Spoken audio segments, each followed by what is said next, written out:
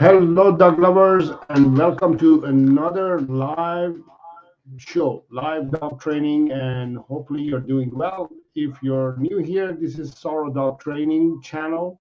We focus on training dogs without the use of treats, aversive tools, force, or domination, and we teach you how to train your dog using play and praise as a reward system. If you're new here, please make sure to subscribe to the channel and hit the bell icon as well so you will be notified as soon as we go live or we post a new video. If you have questions, please type your questions in the chat area. I will read them and answer them right away. Just give me a moment.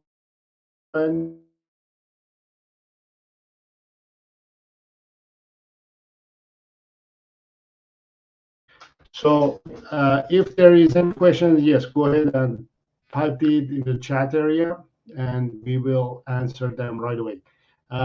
If you want your questions to be answered for sure, you can support the channel by using the super chat option. It will bring your question to top of the line and your question will be answered as well.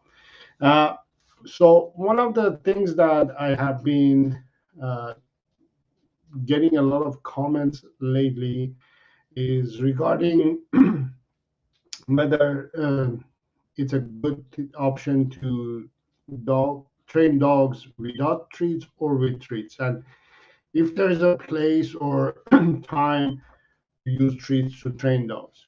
And I just wanted to explain a little bit about this topic until we get some questions going on. But one of the things that you have to understand is that yes, treat training is an option. It's there. You could use it. You could use treats to train dogs. And one of the things that you have to understand also is that um, for I would say 50, 70, 80, 100 years probably, dog owners and dog trainers have been using it. They call it so-called uh, positive training. And you may feel also that, that's the only way to train dogs. I just want to explain to you and tell you that there are other options as well. You don't have to be limited to training your dog using treats. You can do it without treat as well. There are benefits, pros and cons of using treats. There's a pros and cons of using no treats as well. So it's up to you which path you want to choose. The options are there. Um, the only thing that I would say is based on my experience and my clients' experience and the dogs that I have had and dogs that I have and dogs that I have trained, one thing that has been common is been that most dogs are not really food motivated. We call them food motivated um, just because they respond to food or treats. It, it doesn't mean that they really love that option to be used to train them. Naturally, dogs and animals, they don't use treats or food to train each other. You know what I mean? It's not that it's a natural form of um, tool that they use to train or communicate to each other. Treats are something that is man-made. Treat training is something that is man-made, and when man makes something, there's a negative and positive aspect of it. There is downside, there is positive side, but in general, when it's man-made, it's not natural either. It's not normal. So you could train your dog with treats. The downsides of it is that you are depending on treats to get results from your dog. you're focusing on the wrong form of interactions with your dog, which is basically you want to interact with your dog in a way that it's more natural and healthier.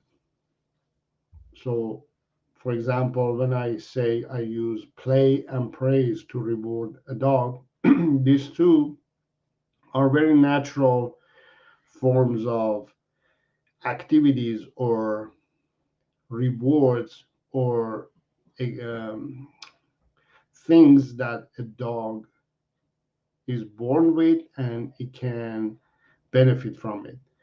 Uh, every dog, every puppy that is born with play instinct. They want to play. And if you engage with that activity when they're a puppy and they grow up, they keep going and still they enjoy playing. My dog Harvey, uh, this one, this one, is 12 years old now and he still plays. I can get into play mode and he will play with me. He still plays with dogs. It's something that he's grown up with it. He loves to play. He has been um, naturally um, raised to be playful. I tapped into his playfulness since he was puppy. And Annie as well. Annie is also very playful, or she loves to play. So I tap into play. When we use play and we also use praise, uh, it just doubles up the respond and doubles up the reaction and the results as well. Um, so play and praise are something that every dog is born with, and they will respond to that naturally. You don't even have to try to get them to play with you. They will play naturally. Now there are dogs who are have, have been told that, oh, my dog is not playful. How can I use this method when my dog is not playful? There are dogs who have unfortunately been either in the shelters or they haven't had a good life, natural, normal life. So they have forgotten how to be a playful dog. And your task as a dog owner who's adopting a dog who has been to the shelter is not only to rescue and save this dog to become a normal dog and be out of the shelter, but your task also is to bring that natural instinct back in that dog. And one of the ways is just to play with your dog, play with your rescue dog. They just have forgotten how to be a dog. They have just forgotten how to be a puppy. They have forgotten how to play actually. So you have to turn it on and help them to realize that they can play. They can play. They can um, be normal. So it's your task also is there as not only as a dog owner who has rescued a dog is to rescue a dog is to bring back that natural instinct of a dog as well, which is play. And if you have had your dog for years, and yet your dog you feel like it's not playful, that is also something that I would say you want to improve your relationship with your dog. Maybe there's something lacking in the relationship between you and your dog. If your dog is not playful with you, is not having fun with you, and maybe it's because they don't trust you. It's a good point. If a dog starts playing with another dog or starts playing with a human, that means they trust them. That means they feel secure and comfortable uh, to be around them. So if you see, for example, if you take your dog to dog park, you'll see that if your dog is a playful dog, or if a dog is playful dog, they will approach your dog or approach another dog with their butt, the back area of the body, or they will bow, kind of playful bow, play bow. These are signals that that dog is saying, you know what, I trust you, I feel comfortable around you, I feel safe around you, and I just want to play with you now. So they feel comfortable interacting with that dog or with the human. My dog Harvey also does that. You know, whenever we're playing, he does the play bow. Uh, he'll also bring his bum to me and says, you know, I want to play. Yes, even 12-year-old can play. So age doesn't matter.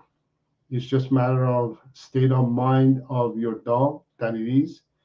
Um, So wherever your dog state of mind is, you want to change it to become a little bit trustworthy of you, being more trusting you, um, and that will bring the playfulness out. So yeah, if you have a dog and you have had it for many years, and yet is not playing with you or is not playful, you want to encourage that enthusiasm to come out and start being a puppy, being a baby, and just play. And if the only way that you can do that, the the way that you can bring out that playfulness is by you forgetting about what is happening in your life and focusing on your dog for 10, 15 minutes, 20 minutes. Be in the moment, be a child, be silly, forget about everything else, and just be playful. You know, realistically, be playful. Like, honestly, have that energy that, yes, I want to play with you. I want to create this environment and the time that we can play together. So, be in the moment, play with your dog, encourage your dog to start playing.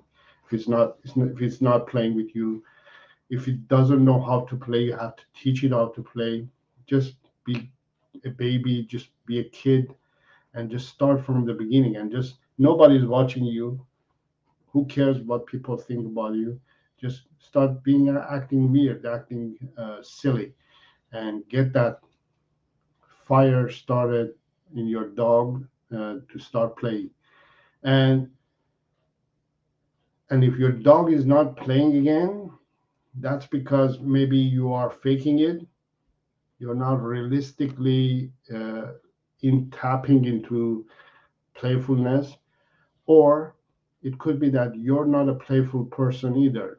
And if you're that type of person who doesn't like to play and things like that, I would encourage you to start playing. Play is a very healthy activity. You know, whether um, you're doing physical activity as a play or you're doing mental activity as a play, it's very healthy. It's um, very beneficial for you to be playful. You have to play. Play is something that it teaches us to learn more.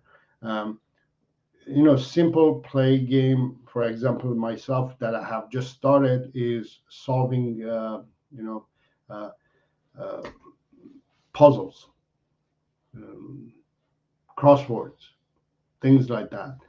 Um, they're not physical, but they are encouraging me to use my brain and be more motivated and more active, right?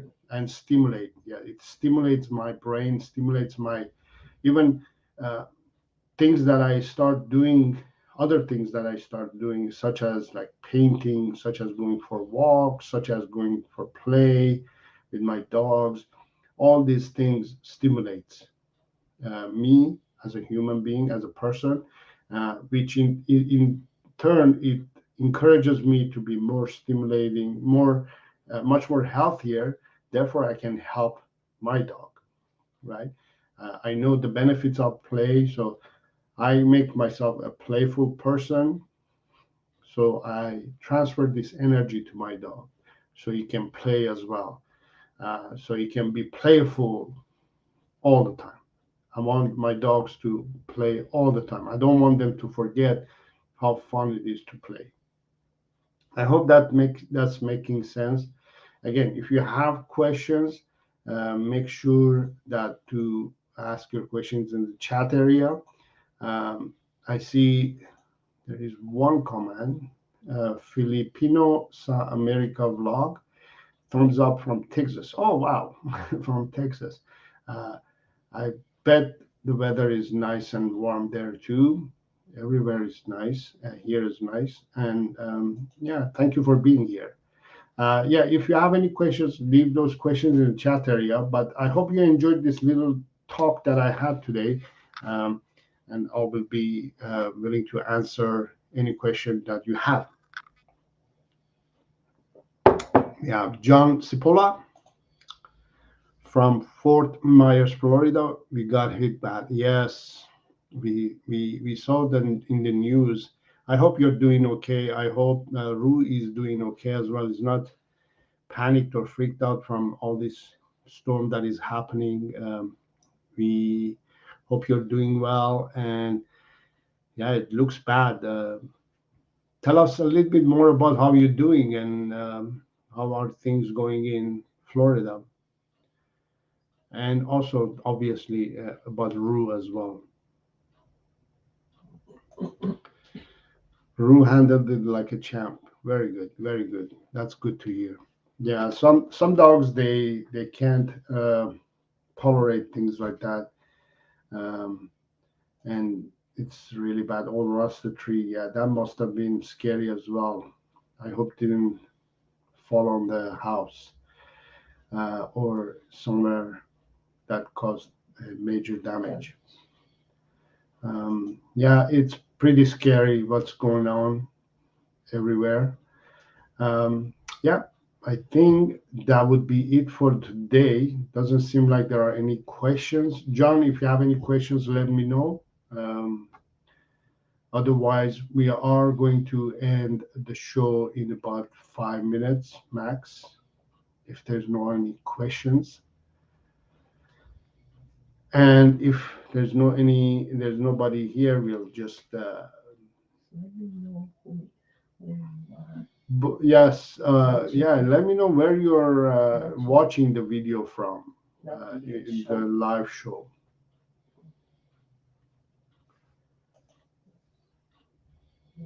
In the backyard oak tree. Snap like a twig. Wow. Walking on the sit and stay. Getting longer each time. Okay, very good. Yes. Yeah, sit and stay. It's a very good command. Those are the two commands that are very ideal to get started. Sit is basically like pause for a minute so we can both focus on something else. Stay encourages the dog to be patient, and the longer the longer the dog can wait, you get better benefits as well. You have better control. So yeah, start with like 10-20 seconds, and then go to all the way to 1 minute, 2 minutes, and all that. Yeah, I used the time off to work with her since we had no power. Wow, there's no power to. For 2 days. I'm working on stay. Wow. Yeah, it's a good opportunity. Yeah, it's a good opportunity to focus on training and doing your dog. She can only stay for 10 seconds. Okay, so if that's what's happening, I'd like you to put Rue on a leash, and as soon as she moves after 10 seconds, you bring her back. Don't repeat anything, and just bring her back and say no and put her where she was when she moved, put her back, and just continue on staying. So what I mean by that is, let me see if I can show you a video. Uh, I know in the level that you are, we don't go over stay command for longer period. Let me see if I can show you.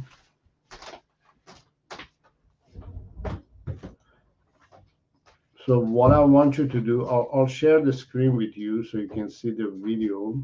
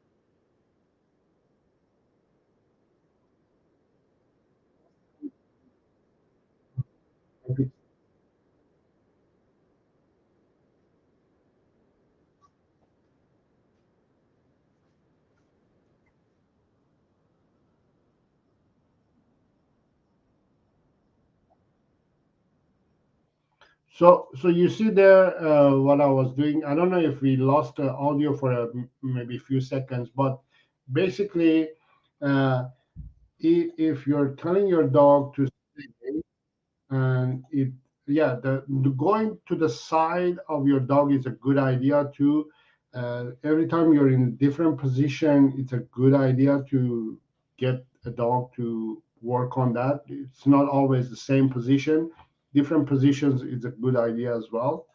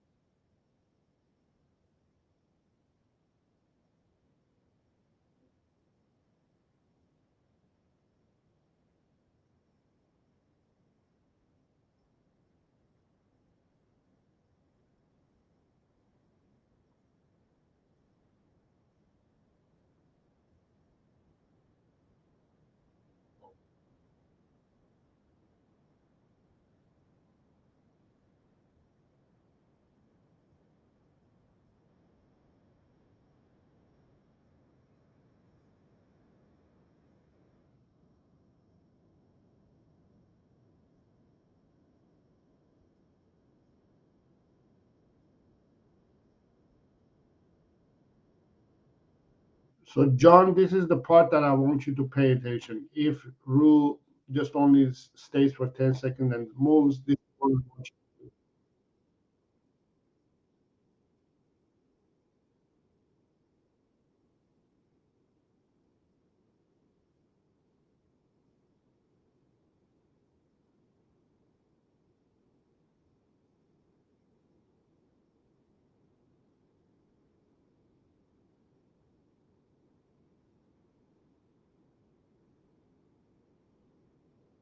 So what that means is, for example, if Rue is breaking at 10 seconds, your goal for tomorrow would be 12 seconds, 15 seconds, or 20 seconds. The further you can push Rue to stay longer, that's an achievement every day that you're making a step forward. If Rue is having a hard time staying more than 10 seconds, that means also Rue is not clear about what stay means. And how to correct it. Yes, let me see if I can find a video that shows how to correct the stay. Let me see. I think this is the one. Let me turn the volume up. Yeah. So I think this video will show. Let me see if I can share screen. Windows. Yes.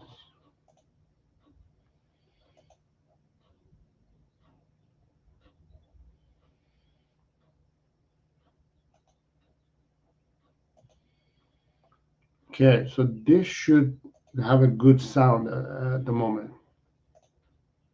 Sit and stay, and if they move, say Esther, no. So that would be your first challenge. Move around. So here, in this case, I have a different dog now, and I'm practicing stay. Her name is Esther, and Esther, I've told Esther to stay, and if she moves, this is what I do if she breaks the command. Around, but your dog is not supposed to.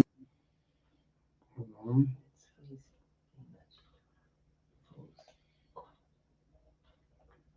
This is what happens when you share video with us audio.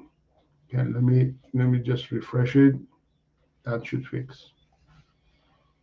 Hello, dog lover. In this video, to sit and stay. So Esther, sit, stay. So that's how you ask your dog to sit and stay, and then you walk away. So your dog is supposed to stay there while you're visible to your dog. And you can do anything during the stay in general. You can move around, but your dog is not supposed to move. So if the dog moves, you want to make sure that they go back to that position that they were originally asked, which was sit and stay. And if they move, say Esther, no. So that would be your first challenge to accomplish sit and stay before moving on to wait. So you see now she's having a hard time on figuring it out. Very good. Now she figured it out. Good girl. To even tolerate me moving around her when I'm visible to her. So Esther, this way. So I'm going to try it one more time. Esther, sit, stay. So you want to make sure that your dog can tolerate you moving around and not just staying by your dog's side. You see she moves. So she moves because she has a hard time letting me go off her view. So that's why you have to practice a lot of sit and stays before you get into wait. You have to be able to teach your dog to tolerate this little millisecond that I go out of her view. So she doesn't get it. You have to teach this word. So in order for it to work, my command of stay has to be nice and clear. So what I mean by that is, so watch this. If I say, Esther, sit, stay, stay. So because it wasn't clear, you see, she moves. But if I make it clear, now this time I'm going to make it really clear to her. So, Esther, sit. Esther, stay.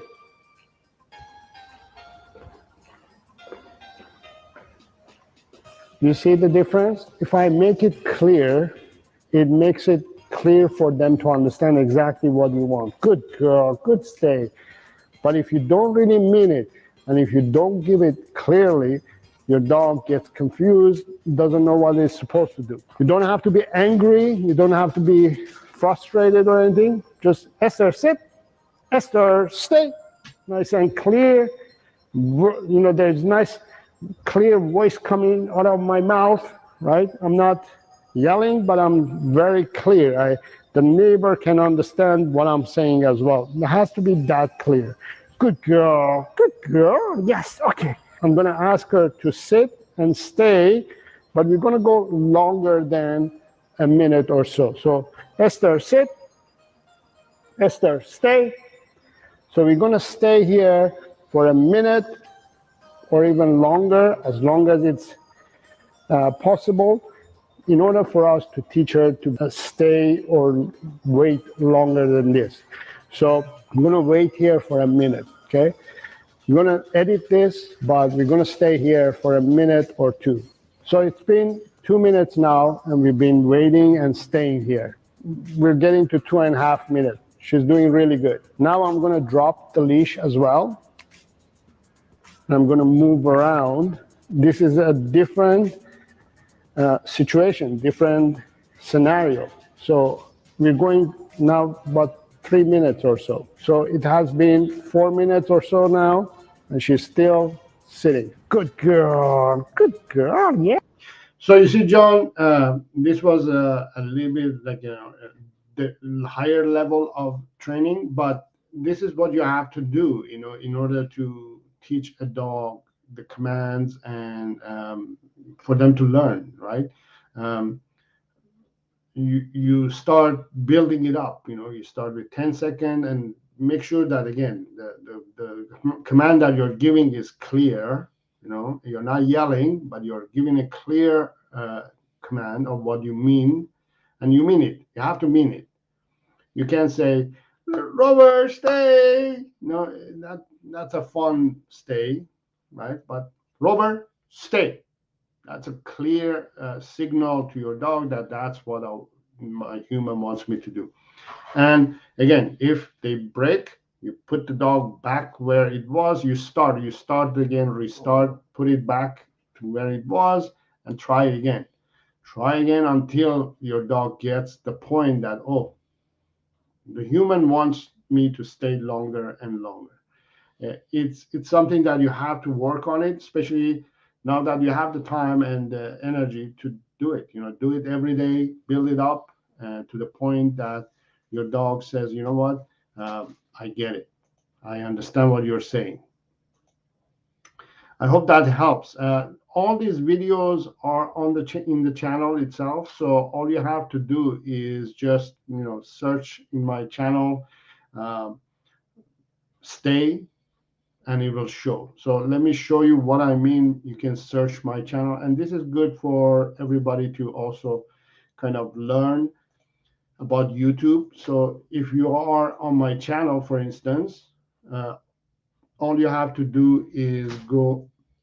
There are all these tabs up here. Home, video, playlist, community membership, store, channel, about. There's a search icon as well.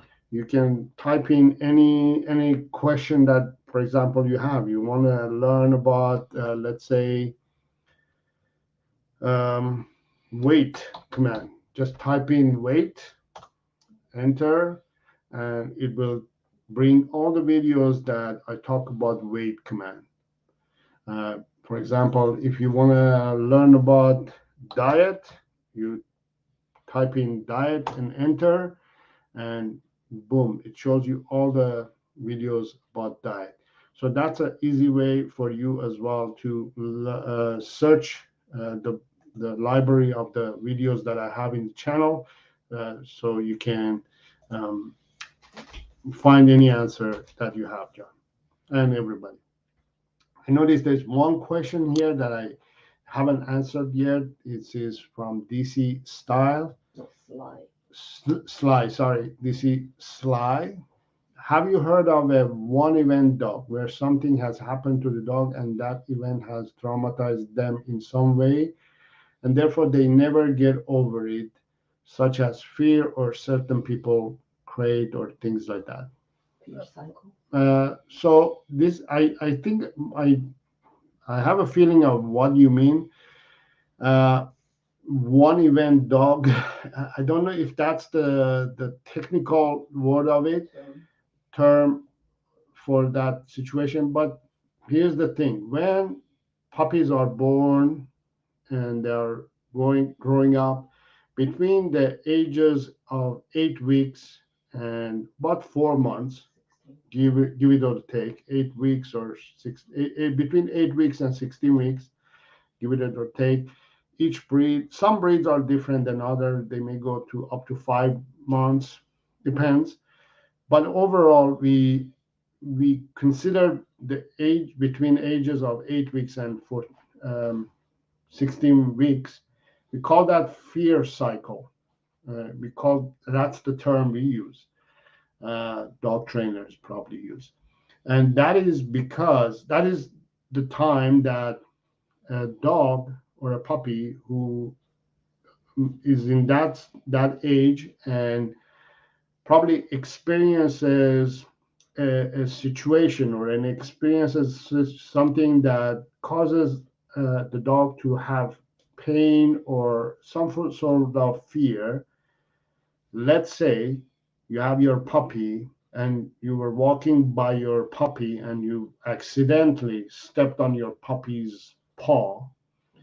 So your puppy feels the pain, and now your puppy is going to memorize that experience in its head, in its brain, that humans walking by my side equals pain. So once they memorize that, I call that, once they figure this out, they tattoo that experience in their brain. And unfortunately, you can never ever get rid of that. You can't undo that anymore, because once they learn that, that's it. They memorize that in their brain and experience that they have in their life, and that goes for life. And the only thing that you can do from that point, for example, in this example, is control it and manage it.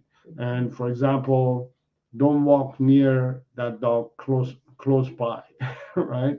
Have a distance with that dog. That's controlling and managing.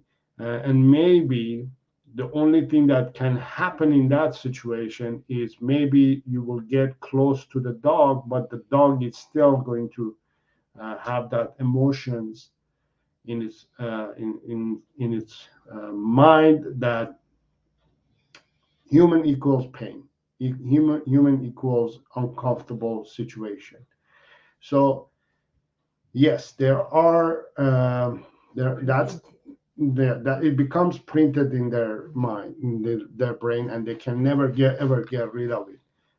Solution is to prevent. Yes, the good point that I've been told is the best thing to do in that case is when you have a puppy, especially at the age of 8 weeks or even younger, up to 5 months or 6 months, just to be safe, better than be safe than sorry, is don't do things or don't put your puppy in situations and conditions that may cause your puppy to feel something that is very traumatic. One of the reasons I don't suggest also puppy training classes is because you're putting your puppy in an environment that is it's stressful and it's also unpredictable. You never know what's going to happen in that classroom, in that situation, in that environment. maybe another dog, a little bit older dog, may attack your puppy. Maybe the instructor or the trainer is going to do something that it may scare the puppy. Maybe some of the students, other people who are in the classroom, may do something that may cause panic or stress or anxiety or fear in your dog. Don't take your puppy in long walks, big crowded spaces, crowded places, and don't put your dog or puppy in situation that you can't control, because even at home, you may also do stuff that it may traumatize your puppy, knowingly or unknowingly. For example, you may turn on TV and the TV plays a sound that it's normal for us, but it may scare the puppy. And from then on, every time you turn on TV, your puppy is going to freak out. So things like that, just prevent it. Don't let things to happen, surprising things to happen to your puppy. Just prevent it. And many people may say, "Oh, that's the age that imprinting happens in puppy. You have to be teaching and training and exposing the puppy to everything." One thing that I have to remind you, it's not few months that it's the time that imprinting happens.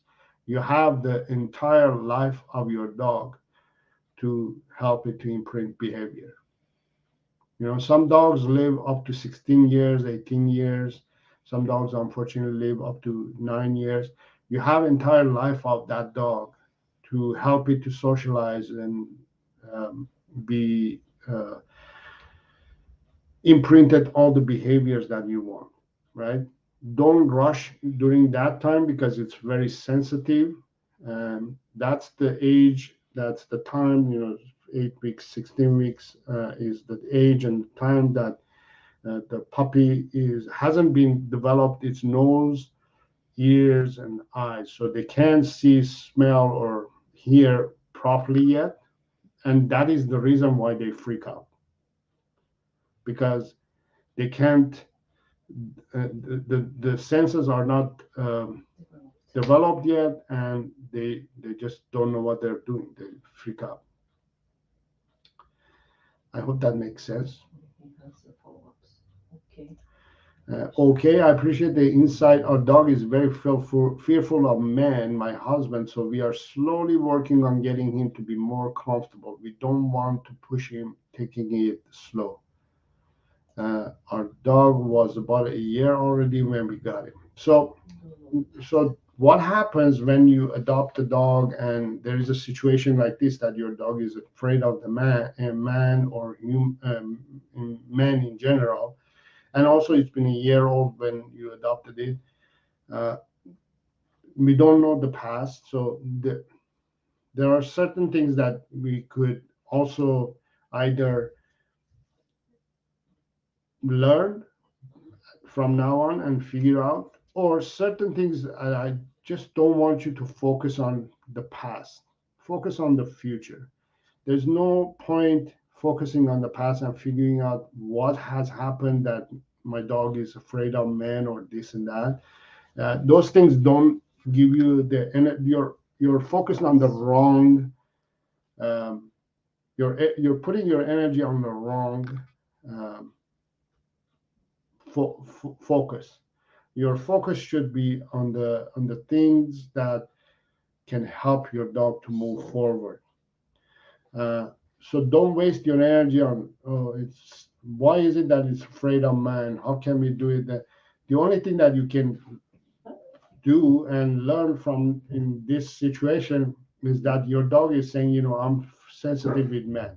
That could be either because something happened when he was puppy and it imprinted in his mind now and it's done, or it's something that some men, when they were a man or somebody did something to your dog, and that's why your dog is scared of it. The only thing that you can do at the moment is help this dog to move forward with the idea of men being something that could be better than what the dog is has experienced. But and that could be that you could help this dog with playing. Encourage your dog to play with you and with your husband. If you start playing, remember in the beginning I was saying, talking in this live video, that playing can build trust, and that's one of the tools. That's one of the reasons I suggest dog owners to play with their dogs, because you're building trust. And if your dog is lacking trust with man, the best way to build that is to play with it. Find out what is the favorite game of your dog and encourage your husband or yourself to play that game with you. Find out what game your dog wants. Don't say I want to play this game. Play play different games with your dog. See which game is the most favorite game of your dog and play that dog. Play that game with your dog, and I encourage your husband to play with it too. My beagle Harvey is napping over here and is dreaming. And that is what you're hearing in the background probably. We have Debbie M. What do you suggest for a 7-month-old puppy who tries to take food and toys away from my 2-year-old dog? The puppy is already slightly larger than the older dog. So you have 2 dogs. One is a 7-month-old puppy and the other one is it's a 2-year-old. And the puppy is taking food and toys from your older dog. That, to me, it's a sign that and the 2 dogs are both females. Good to know. That's a sign for me that tells me that your puppy is trying to entertain itself by playing games and coming up with the ways of entertaining itself. Maybe your 2-year-old is not playing the games properly, or is not playful enough.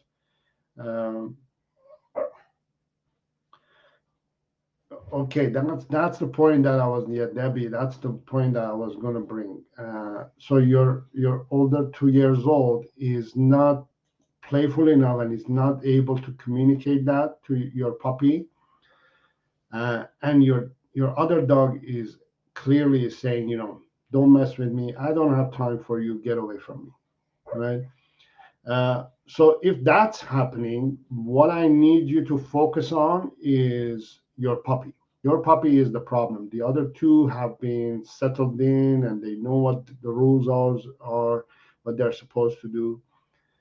But your new puppy, you're allowing, I think one of the mistakes that new puppy owners make is they hope that the other 2 dogs are going to train their puppy.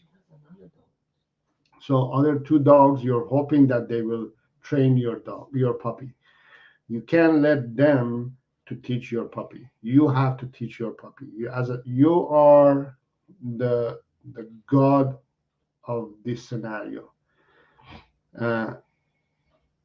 You have to tell your puppy what to do and what not to do, right? And the other thing that I want you to do is provide your puppy's daily 5 essential needs, which are exercise, training, socialization, care, and then affection, in this order. If you provide this, then you're stimulating your puppy, you're allowing your puppy to be stimulated and not to be bothering other dogs, right? When a puppy or a dog is stimulated physically, mentally, emotionally, psychologically, and physiologically on daily basis, they're happy. They will leave everything alone, and they will say, just leave me alone. Says I have another dog. Yeah, Older. yeah. I read that, and yes. A male. Yeah, so the male is telling the puppy, hey, don't mess with me. The female is not able to tell it. And that is a clear signal to me that your dogs are saying, hey, human, do something about this puppy. This puppy is annoying us.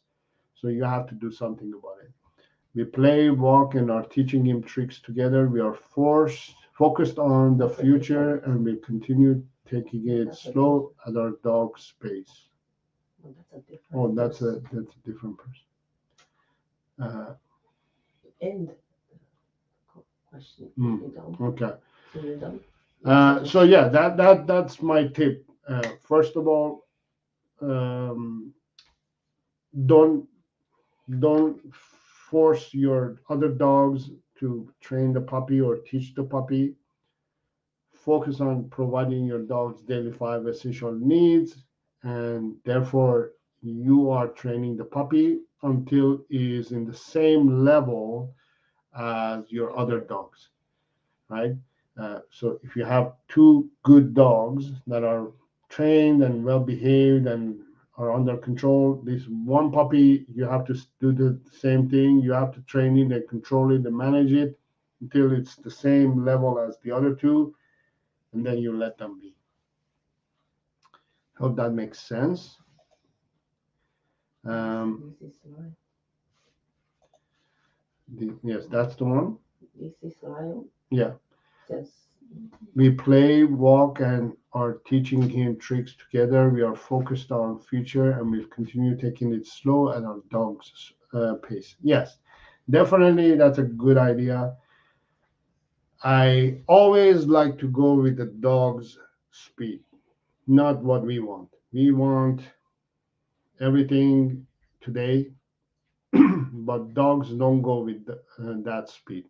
Dogs go with the speed that they need to, and that's all you have to focus on. What can we do to help our dogs, and maybe speed up, but we do the right thing. That would be the ideal way. Peter, next is a question from Peter. it's okay. Peter, hello, Saro. I messaged you through your website just recently. I hope you're able to get to it when you're free. Thanks. Just ask them, here. I'm not sure if I have got it, but if you have your question, let me know now. I can answer it and take care of it right now if it's something that if you need my help. Debbie says thank you. Thank you very much. You're welcome. John says, should I leave my dog's leash on all the time, or when I take her in from the work with her, so she gets used to the idea of having the leash on? This is a good question. So I usually suggest to leash train dogs. So what that means is you're using the leash to help your training to be successful. Because when you're starting to train a dog, you have to have control over your puppy or your dog. And the best way of having a control over a dog is using the leash. When you have it off leash, the dog can do many things. They can choose to do different things. They can walk away, they can lie down when you're told them to sit, they can chew on other stuff, they can do whatever, hundreds of things they can do. But when you put the leash on, you're giving them one choice. So when they're off leash, they're stressing themselves. They're saying, I can do this, I can do that, they come up with a list, so many choices. But when you have the dog on leash, you're giving them just one choice. That is, listen to what I say. And that is not dictatorship. That is not harsh. Control. It's matter of control. Dogs, one thing that I want you to understand is dogs love to be under control. Dogs love to be told what to do. The problems start when the dog owner doesn't take that responsibility of telling a dog what to do. When you don't tell a dog what to do, it stresses them. They say, I could do a few things now. My mind is telling me to go and dig a hole. I can. My mind is telling me maybe I could go and run around and just go crazy. And my mind is telling me to go and chew the furniture. Your dog can stress itself, which stress leads to uh, bad behavior. So stress is the main reason why your dog is misbehaving. So to reduce the stress, you put the leash on and you tell your dog, this is what I want you to do. Do this or do that, right? So you could put the leash on when you're asking your dog to when you're ready to train your dog. So there's two types of training. There's one that you dedicate some certain time and day to train your dog, and you keep your dog on a leash and you train it until it's ready to be off leash. Or whenever during the day you have an opportunity to train your dog, you put the leash on and you train your dog at the same time. So for example, if you're sitting down and watching TV, you could put your dog on a leash and say sit and stay and practice sit and stay. Or if you're working in your office, you can put your dog on a leash and attach it to the seat, the chair, or the table, or hold it in your hand and say stay, practice stay, sit and stay, or lie down and stay, or whatever, right? So whenever you feel like you can control your dog safely and at the same time train your dog, put the leash on. But if you feel okay, I'm busy now I'm with a client and I have a Zoom call with a client and I can't watch my dog, put your dog in a crate or ask your dog to lie down somewhere nicely safe and just relax, right? Just tell your dog to do something. Don't just let it be. If you let your dog be, it again stresses them. Give them one thing to do. Give them one choice. My dogs are either sleeping or they're doing something with me. If I'm working on something, I like to one of them, Annie, I like to get her walk with me, get involved with the activity that I'm doing. That stimulates her brain, her physically as well. But when I'm focused on something, I don't want her to be stimulated or I don't want her to bother me, I put her in a crate. I say, go in the crate, and she goes in the crate and sleeps. And that way she relaxes. John says The problem is when I put the leash on her, she expects to go out. yeah, So, go for a walk. so go, back, yeah, leave yeah, the leash go on. for a walk, maybe while the leash is on. Go for a walk, come back, and leave the leash on, and maybe do some training. Or put the leash on, even if you're not going to go for a walk, just put the leash on, get your dog to get used to the idea that leash doesn't mean always that we go out. We may train, we may just stay, we may do something else. So expose those experiences to your dog as well. Leash doesn't have to mean only we go for a walk. Leash means we train, maybe we hang out, maybe we just stay. The best way to start it is put the leash on, and while you're watching your favorite TV show and on your chair, and ask Drew to sit and stay. Of course, it's going to be uncomfortable for the first day or first time or so, but second day will be easier. Third day will be easier. Just introduce that. Okay, next Peter. I have a question from Peter. I just got a beagle recently, but he's only 6 weeks old. What advice do you have on having a puppy at such a young age, and when should I start training him and put a leash on him? So you got a 6 weeks old puppy. That's the time you start actually start training basic obedience, and that's it's 6 weeks. Sorry, I misread it. 6 weeks. Okay. That's too early. Too early. When you have a puppy at 6 weeks, your puppy is 6 weeks old. You're not training your puppy. You're raising the puppy. Just remember, first of all, uh, whoever let you to have a 6 weeks old puppy is not doing a good job at breeding the puppy. 6 weeks old is just too young to be let go of its parents. Honestly, you are going to have some issues, some problems with this puppy because it's been let go of too young. I'm not sure if the puppies parents are nearby or you have them as well or not. But 6 weeks old, the puppy should be with his parents, with the mom or siblings.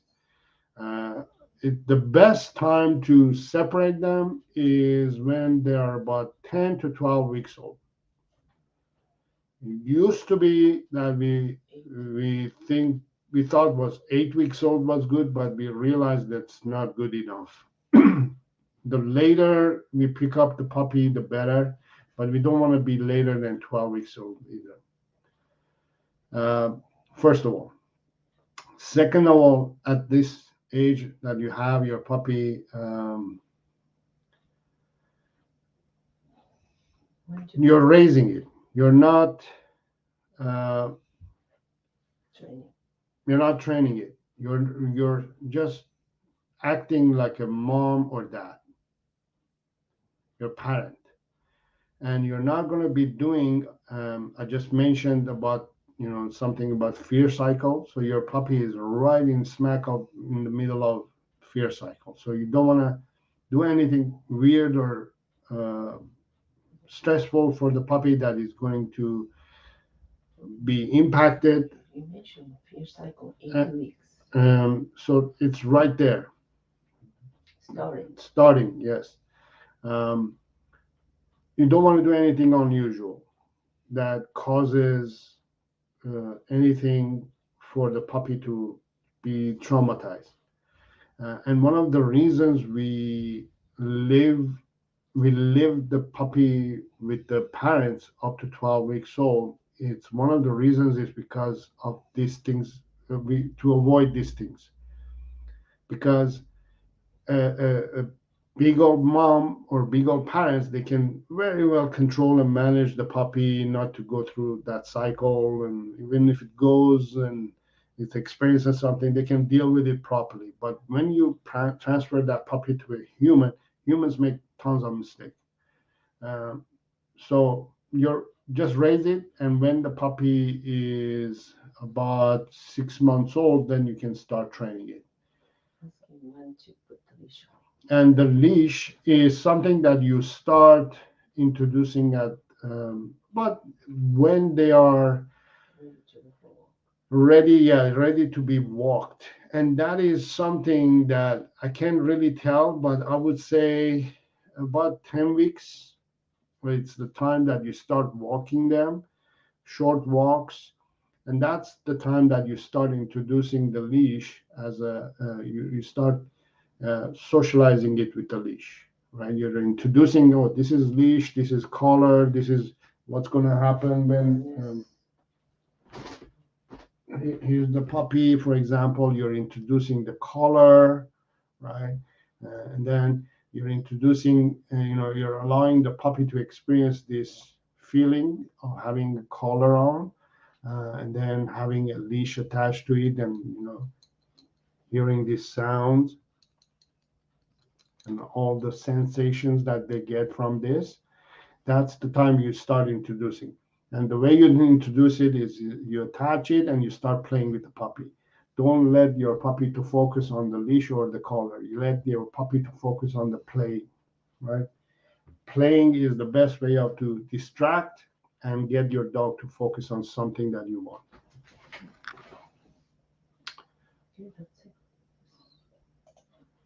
I've been told that it wasn't really under my control. That's why I have been looking for advice. Yeah. I hope that advice helps you. Unfortunately, this day and age,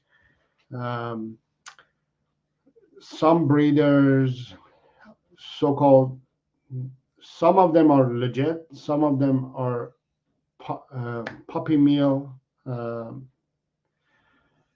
owners, and it's just very hard to tell which one is legit, which one is not. And I think that's one of the reasons I want the government kind of take over and bring this practice that if somebody is selling a dog or a puppy, they have to be licensed. And if somebody wants to buy a dog or a puppy, they have to get licensed too. They have to have the license to own a dog. And that's something that I hope it happens. But it's something that it will happen eventually, because this is going too crazy. There are too many puppy mills, and I'm sure something is going to happen somewhere, at least in North America. It may somewhere in North America that change may come. But yeah, I hope, I wish you the best, especially that you have a 6 weeks old, and it's very tough to raise a puppy. Yeah, definitely. As John mentioned too, I highly suggest you to join I don't have the puppy course to the public anymore. I have one program that covers the puppy raising and training, and get it all the way to adulthood and seniors and all that. I have one program covers it all. If you're interested, I highly recommend you to contact me, and this brings me to this point of the show, that if you are interested to join my program or work with me, all you have to do is go to my website, sarodogtraining.com. The link is in the description, and just click on book a free call right there. What it does, it sets us up for a day and time that we can meet and have a video call and talk about your needs, whether this program is the right program for you, whether I feel that you are the right student, and whether you feel that I'm the right person to guide you and coach you and train you.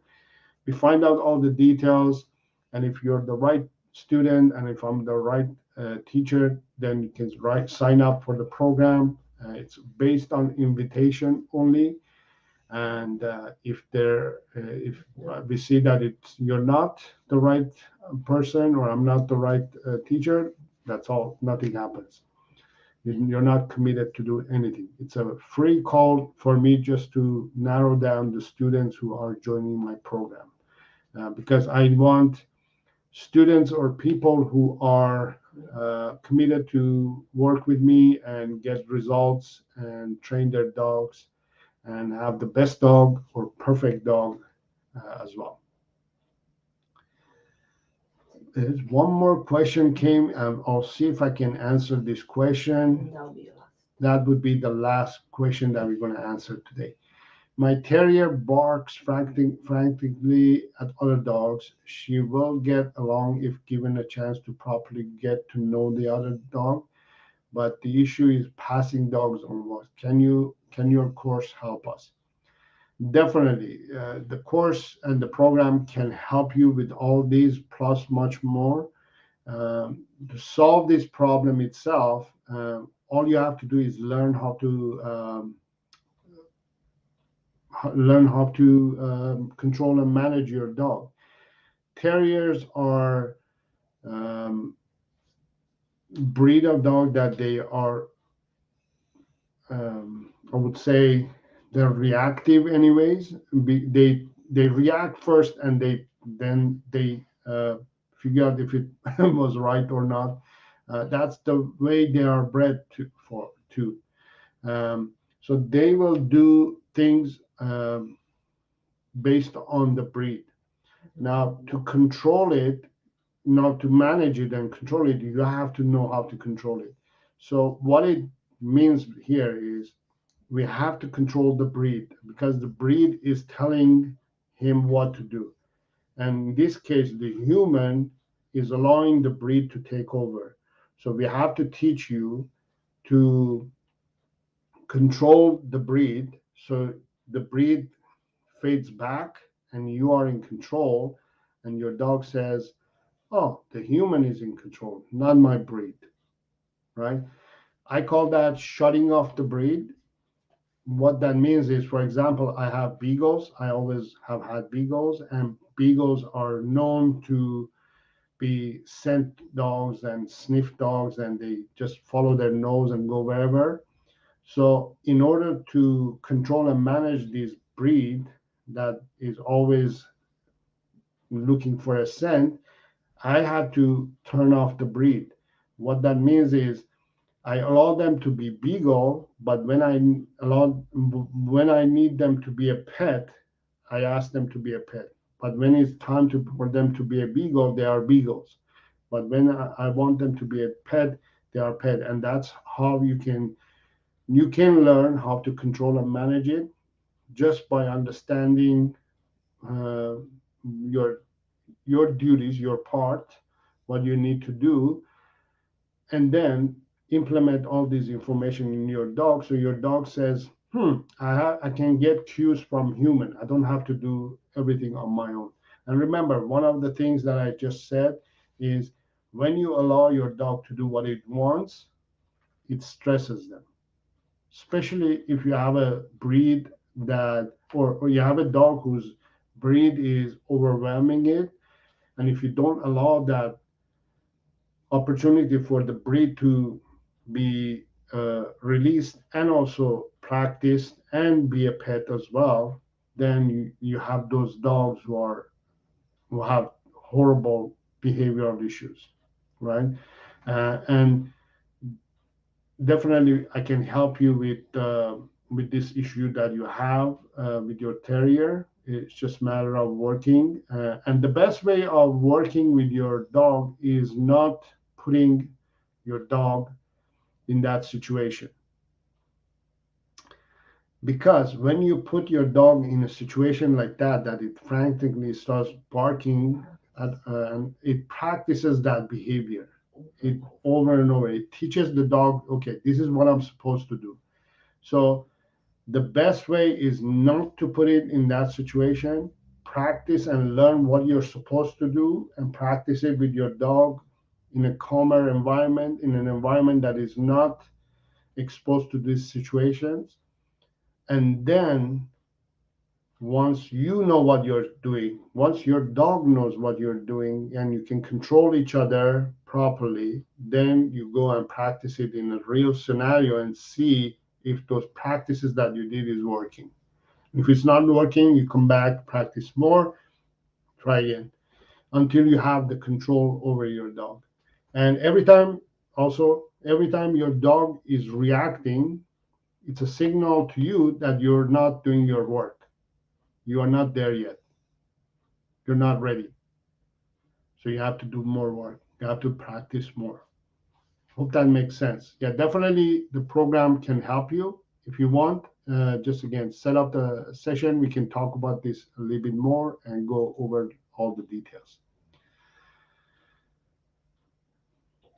All right, I think that's about it. Thank you very much for being here, and thank you very much for asking your questions and